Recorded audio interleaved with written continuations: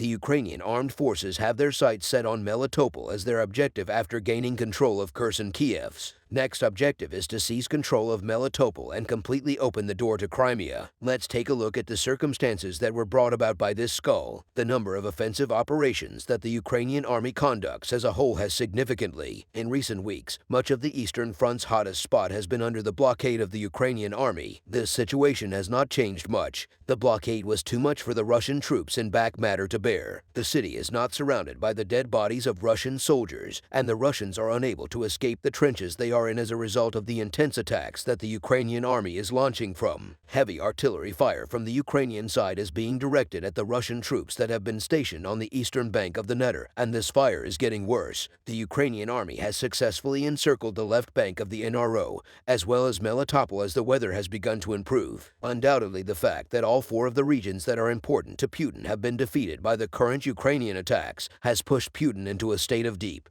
Putin is not only attempting to avoid losing the four regions that he declared the next, but he is also fighting against the severe economic sanctions, even an egotistical death. But like Putin would have a hard time dealing with this situation because it is so difficult. The Russian people in particular were outraged when their army withdrew from Perse, and the loss of a strategic city like Melitopol could spell the end for Putin and the Russian go. However, this does not imply anything for the Ukrainian army, and one of the most important things that the Ukrainian army is working on right now is figuring out how to overcome the challenges that are preventing them from achieving their long-term objectives. The Russians have been forced to take immediate action in response to the recent intense attacks that have been launched against Melitopol. One of the clearest illustrations of this phenomenon occurred the previous week. An explosion took place at an airport in the city of Melitopol, which is located in the Zaporizhzhia region of Ukraine and is currently under temporary occupation. Yesterday at noon, during the time that the occupants were in control, the explosion took place. The Russian military base at the municipal airport was struck by attacks from the Ukrainian army dozens of times, as well as constant attacks from the Ukrainian army or MIL. This was done, of course, in order to free the region from Russian occupation and to continue preliminary preparations for an offensive in Crimea. In this city, the Russians will suffer a significant logistical setback if they lose control of a key city like Melitopol as a result of the city's liberation from Russian occupation. In preparation for this, the Russian army has already put into action a number of preventative measures, including the occupation of the city of MGK by Russian troops. People have already started digging trenches and getting ready for the siege that will be placed on Ukraine. On the other side of the front line,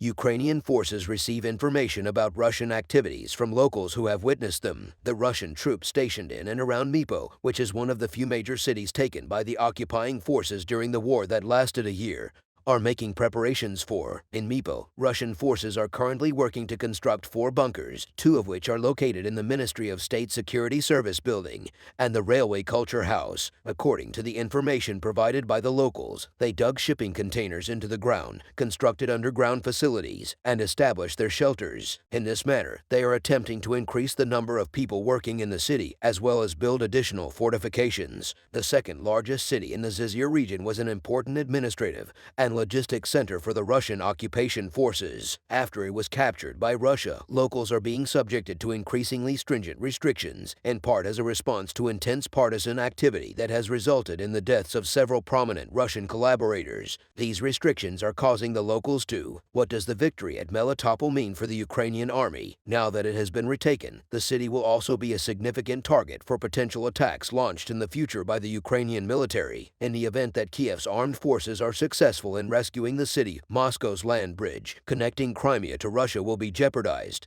Melitopol, along with Kherson, is one of the 2 key cities on the path leading to Crimea. In a nutshell, Melitopol is one of the 2 keys in the event that Melitopol is liberated from occupation. After Kherson, which is presently held by the Ukrainian army, the army will have the ability to enter Crimea from 2 different points. In addition, it will be simpler to free the Crimean Peninsula from Russian occupation. Crimea is a key war target for Ukraine, and the leaders in Kiev have made it clear that they intend to liberate the peninsula after it was annexed by Russia in 2014. Despite Russia's repeated warnings that it will escalate the conflict, long-range attacks by Ukraine repeatedly targeted Russian military targets on the peninsula, and in October 2022, a truck bomb temporarily closed the Kherson Strait bridge connecting Crimea to Russia. However, Western officials have expressed skepticism regarding the veracity of these claims concerning the Ukrainian military's ability to retake the region. Some have warned that Moscow may resort to the use of weapons of mass destruction if its control over Crimea is threatened. To what extent then does the city of Melitopol matter to Russia? It should come as no surprise that Melitopol is a significant factor in Russian military prepare. The Russians decided to establish their administrative and logistical outpost here, so they brought the majority of their personnel and supplies here as well. In addition to this, it will be essential to fortify the city's regional associations and stop Ukraine from making further progress. In recent days, over 50 Russian trucks carrying ammunition moved through military bolt towards the Zaporizhzhia section of the line within a short distance of Mela. Russian forces established 2 military academies for the purpose of instructing Union soldiers who had been mobilized from Russia. Some of the 300,000 additional soldiers that the Kremlin ordered into service in September 2022 in order to put an end to the counteract by the Ukrainian military. The United States has stated that the Crimean Peninsula will continue to be a part of, but they have also stated that their primary concern is with Ukrainian forces retaking territory that was taken by Russian forces during the year-long war. The remarks were made on the 9th anniversary of Russia's unlawful annexation of the territory in question. The so-called annexation of the peninsula by Russia is something that the United States does not recognize and never will recognize, even if there are no peace negotiations between Russia and it is Ukraine that will decide what constitutes a victory or an acceptable diplomatic outcome. This is true even if there are no peace negotiations between Russia and Ukraine. It is up to Ukraine to decide whether or not it is essential for everyone to recognize that there is nothing about Ukraine that exists apart from Ukraine. Because of this, it is not up to anyone else to determine what constitutes victory for Ukraine. Instead, everyone should focus on providing Ukraine with support on the battlefield so that they can achieve the victory they consider to be the primary objective partners of Ukraine and Western nations and countries. Crimea is a part of Ukraine and the country will never give up on it. Crimea was the starting point of Russia's war against Ukraine and all of free, and it must also be the point at which the conflict is resolved. However, at some point in the future, this conflict will have to enter the diplomatic stage. The task of reclaiming lands in the south and east is currently the primary focus because it is the most important, and for Western partners to be able to do that, it is essential that they keep arming Ukraine as they have been doing so far. So the question is, how will the issue be resolved given the current state of? It is that the focus needs to be on the near future because it is essential to act quickly, and the Ukrainian armed forces need to make intense efforts to retake the areas on the line of contact that Russian troops are currently occupying. He has an inflated sense of confidence in the capacity of the army led by Russian President Vladimir Putin to coerce Ukraine into capitulation. The Russian people exhibit a sense of superiority, and which is a reflection of their own belief that Putin believes he can make time work for himself, crushing the world. Despite the casualties, tactical shortcomings, as well as economic and reputational cost damage, Putin is resolute in his intention to carry on with the war. Putin has an inflated sense of confidence in his ability to wear down Ukraine. At the moment, it is inevitable that at some point in the future it will have to contend with increasing. Putin significantly underestimated the United States' resolve to back Ukraine. The head of the Russian government is of the opinion that the Americans suffer from attention deficit hyperactivity disorder and will eventually shift their focus to something else. However, Putin's thoughts in no way reflect the reality of the situation. In the meantime, the United States has continued to turn down Zelensky's request to provide Ukraine with F-16 fighter jet. While the United States takes a very critical view of what Ukraine needs right now and assumes that the tanks that European countries will soon send are more important than planes, the United States has promised to send Abrams tanks to Ukraine. But these tanks may not be deployed for up to a year after the promise is made in these days when the cold winter months are slowly coming to an end. The retaking of Crimea by Ukraine will be, and the modern tanks that will soon be arriving in the Ukrainian army will play an important role in this. When Ukraine receives its new tanks, the anticipated offensive in Crimea will begin, and it is possible that this will go down in history as one of the steps that will ultimately bring an end to the war. So tell me, what are your thoughts on the matter? I would appreciate it if you could share your thoughts in the comments to ensure that you are notified when we upload new video. Please ensure that you have subscribed to our channel and that notifications are turned on. We appreciate you keeping an eye on us. The Russians took yet another hit in the backwards engagement. The articulators, which were discovered due to the error of Russian soldiers, were surrounded by the Putins that belonged to the Ukrainian army. The humiliations were brought to light. The Ukrainian army has been showing the rest of the, one step at a time, who the most backward nation is in the conflict between Russia and Ukraine. The Russian army has only very recently started to suffer a significant loss of power. The Russian army, which has retreated from more than 70% of the territories it occupied at the start of the conflict, has become an increasingly vulnerable organizational Because of Ukraine's recent military support and the succession of blows that it has dealt to Russia, the Russian troops are unprepared for a possible attack by the Ukrainian army. This is one of the many reasons why this fragility exists. Another reason is that Ukraine's recent military support has weakened Russia have started to endure a great deal of suffering. But the most recent operation has been catastrophic for the Russian troop. Recent operations in Ukraine have reached an impressive point, which is to be commended. As a result of astonishing developments in intelligence, Ukrainian soldiers are continually able to take the Russian army by surprise, which prevents Russia from getting a breath of fresh air. Therefore, the Ukrainian army is successfully organizing all of its operations, whereas the Russian army is successfully deciphering each operat. Even in this most recent operation, Ukrainian intelligence has performed exceptionally well. On the other hand, the ineptitude of the Russian soldiers has been mocked all over the world. In accordance with orders given by Putin, Russian troops occupying Ukrainian territory were removed to a military headquarters located in the backmost region of the country. The Russian troops stationed in Assad's quarters made a significant. The Russians, who were under the impression that Russia had already taken control of this region, were spending their days in this headquarters. During that time, the Ukrainian army moved in for an unexpected blow. Ukraine's intelligence agencies had been working together for a significant amount of time in order to locate the location of the Russian military headquarters. In this, however, the air defense systems in this region did not let Barak and his team enter while they were conducting their intelligence-gathering mission. During the time that the Ukrainian army was looking for intelligence in the sky, the Russian soldiers made a mistake that led to them revealing their headquarters to the Ukrainian army. In the face of such an embarrassment, the Kremlin chose to remain. They were at ease with the situation and began posting photos on social media from their personal cell phones because neither Russia nor this region has been involved in a significant number of high-stakes conflicts in recent years. This turned out to be the most important clue that led to their decipherment being successful during the time that Russian soldiers were casually exchanging photos. Members of the Ukrainian army were conducting an operation in this, during which they seized the credentials of Russian soldiers and discovered their social media accounts. As a result, Russian soldiers unknowingly provided essential information to the army of Ukraine. This presented an opportunity for the Ukrainian army, which they used to organize a very large operation in that region. Due to the dense concentration of air defense systems in this area, the Ukrainian army has placed Barak tour operations in the second. They had just recently acquired KP armored vehicles and tanks from the West, and they intended to make use of these on the journey to this region. But before this was carried out, a team from the Ukrainian Special Forces was dispatched to conduct reconnaissance in the area where they believed the headquarters to be located. As soon as the skin was removed,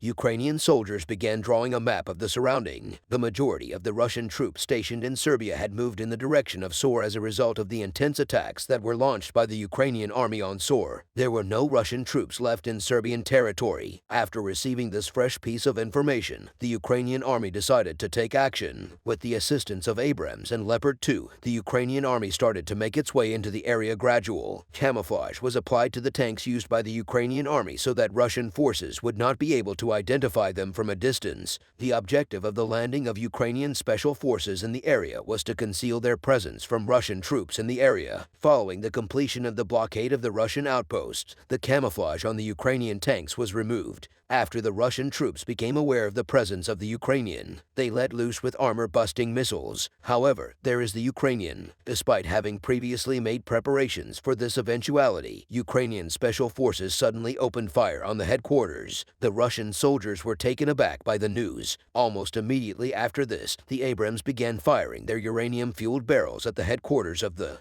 Russian army was at a complete loss for what to do when the walls of the headquarters began to explode. The opportunity was taken by Ukrainian soldiers to launch an assault on the headquarters. No matter what actions they took, the Russian soldiers were unable to prevent the Ukrainians from advancing. As soon as they were safely inside the headquarters, the Russians turned to the radios to ask for assistance from the central headquarters.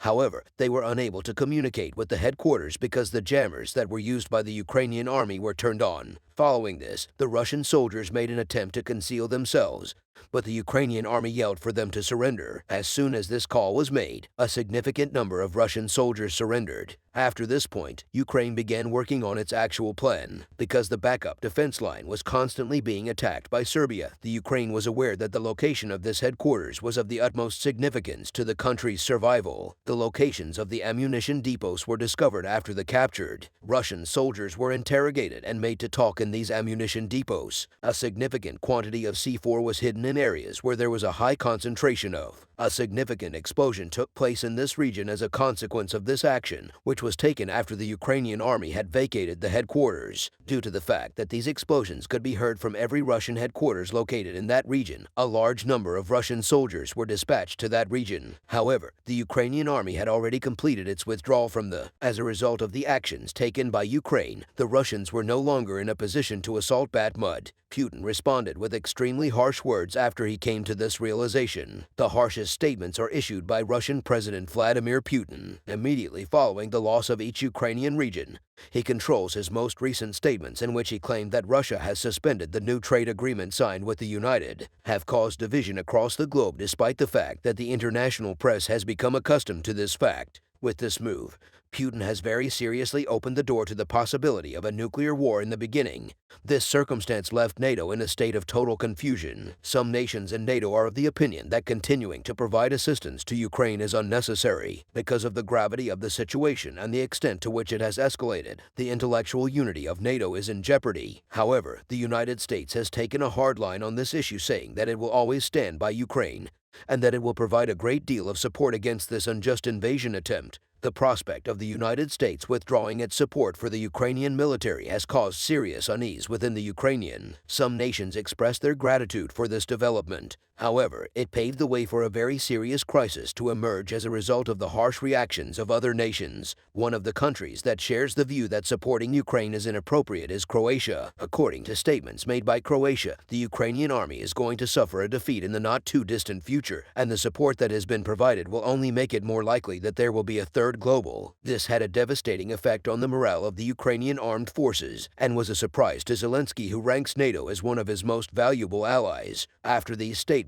were made, Hungary issued statements that were very similar to them, stating that they believed there would be no remnants of Ukraine left after the war between Ukraine and Russia was over. These statements caused a significant amount of uproar all over on the screens. It was reflected how happy Putin was after the seemingly wrong statements of many countries to justify Putin, who was wrong. Both in starting the war and in invading Ukraine are seen as condoning this occupation. Putin was wrong both in starting the war and in invading Ukraine. Not only will this invasion have disastrous effects for Ukraine, but it will also have repercussions for the people of. Analysts of the conflict believe that if we let this war carry on in its current state, we are also allowing the occupation to carry on in its current state. After a lot of back and forth, we came to the conclusion that there are some issues with letting this occupation carry on. The assertions made by these NATO countries are unfathomable, despite the fact that the majority of minority soldiers serving in the Russian army are in agreement that this conflict must come to an end. The Ukraine is very close to achieving victory in this war in spite of such setbacks. When all is said and done, Putin's government will suffer significant damage as a result of this war. Benjamin Netanyahu, the Prime Minister of Israel, dealt a significant blow to Russia. Damascus's connection to Russia's ammunition supply chain has been destroyed by the Israeli Air Force. There has been fighting between Russia and Ukraine for more than a year at this. Putin, who did not anticipate a war to last this long, is growing weary of fighting on his own and has started to ask for assistance. Countries such as Iran and Syria, which have been on the side of the Russian army since the beginning of the war, are not hesitating to support Russian forces on Ukrainian territory. These countries have been on the side of the Russian army since the beginning of the usage of Iranian Shahed 136 unmanned combat drones by the Russian military in Ukraine has infuriated officials from the United States. The Russian military is attacking numerous residential areas in Ukraine with Iranian-made unmanned warplanes in an effort to instill fear and panic among the Ukrainian people. The leader of Ukraine, Vladimir Zelensky, has asked the United Nations for assistance in taking action against the war crimes committed by the Russian military. These war crimes include the use of Iranian-made unmanned warplanes. In response to Zelensky, the United States and European countries have informed Iranian President Ibrahim Raisi that they will sever trade relations with Iran if Iran continues to support. Zelensky's request was made in response to the fact that Iran has supported Russia. As a direct response to this request from the United Nations, Iranian President Ibrahim Raisi has officially terminated his country's support for the Russian armed forces. In addition to this, he stated that the unmanned aerial vehicles used for combat by the Russian army in Ukraine had been delivered prior to the outbreak of the conflict. The Israeli intelligence service asserts that Iran is continuing to provide covert support for Russia, despite the fact that Iran's leadership claims it does not support Russia. In the aftermath of Vladimir Putin's failure to secure the support he sought from his ally, he attempted to get in touch with the Syrian government once more after having previously evacuated Russian troops from Syrian territory and shut down his military headquarters in Syria. Vladimir Putin has expressed an interest in transporting ammunition from Syria to locations in Ukraine. Many military headquarters and ammunition depots have been established in Syria by the Russian army, which has been present in Syria for a significant amount of. Vladimir Putin asked Bashar, a Syrian counterpart, to ship the ammunition from the Russian headquarters in Damascus back to Russia during a telephone conversation that took place in Syria. The conversation took place between Putin and Odd. In response to a request from Vladimir Putin, Russian ammunition started to be loaded onto trucks with the assistance of Syrian and Russian troops working. It is a well-established fact that relations between Syria, Iran, and Israel have become extremely tense in recent times. The Israeli intelligence service, which has been keeping a close eye on military operations in Syria for a considerable amount of time, has recently obtained information indicating that the Russian headquarters, ammunition depots, are currently undergoing preparations for transport. It was a straightforward assumption for the senior Israeli officials to make that Russia would be the recipient of these munitions. Netanyahu, who was aware that Iran and Syria have been sending support to Russia for a long time, has stated in the past that they are trying to prevent these activities by Iran and Syria. Netanyahu was aware of the support that Iran and Syria have been sending to, who was concerned that these weapons were going to end up in the hands of the Russian military, got in touch with the commanders of the Israeli Air Force and made sure that a strategic position was taken. The operation was successfully completed. The mission to cut off the supply route between Syria and Russia was given to 5 officers from the Israeli Air Force. The Russian army was getting ready to receive ammunition from the Russian head, which was being prepared for shipment. Damascus was going to be the starting point for the journey of a group of 6 vehicles. The Israeli Air Force, on the other hand, carried out a massive attack in an effort to destroy the road that was being used by the ammunition convoy. The highway that connects Damascus and the city of Raa came under attack from 5 Israeli F-16 fighter jets. The attack carried out by the Israeli warplanes destroyed a significant portion of the highway, rendering it inaccessible. The Israeli Air Force left Syria almost immediately after the attack and flew back to Israel as quickly as they could.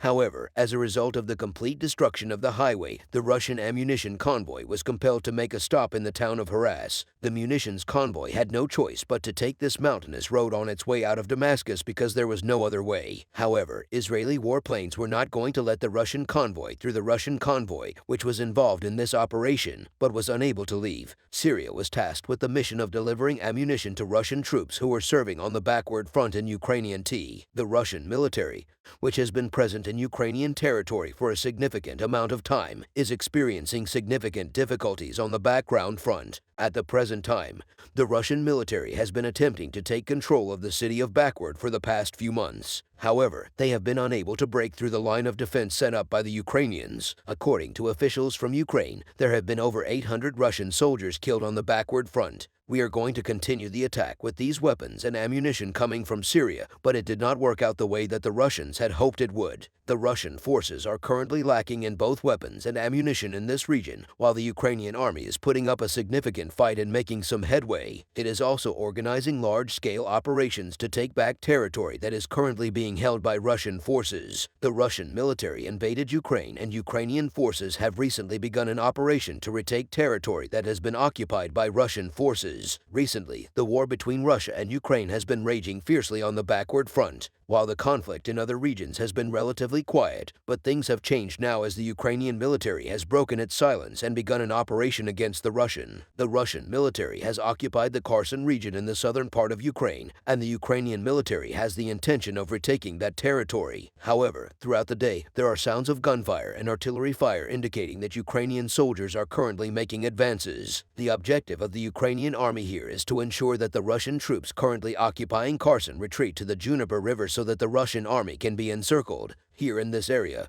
officials from the Kiev government have stated in their statements that an operation on a massive scale has been initiated in Kherson and that the Russian army is currently under. On the other hand, This operation, which was carried out by the Ukrainian military, is not being acknowledged by the Russian media. This assertion made by the Kiev government is refuted by the government in Moscow, which asserts that no such operation has been carried out. Shortly after Moscow denied this news, the British Ministry of Defense issued a statement confirming the statements made by the Ukrainian. In the statement, the British Ministry of Defense stated that Ukrainian armored forces continue to carry out operations against the occupying Russian forces in Kherson, and that they also stated that it is possible to view the footage. Additionally, the American Institute for the Study of War has published a report confirming that the Ukrainian army is conducting ground and air operations against the occupying Russian troops in the neighboring T. These operations are taking place under the neighbor's roof. More than 220 airstrikes were carried out by the Ukrainian army in Kherson, resulting in the destruction of bridges spanning the Dnieper and preventing the Russian army from making effective use of them at this level, according to Ladislav,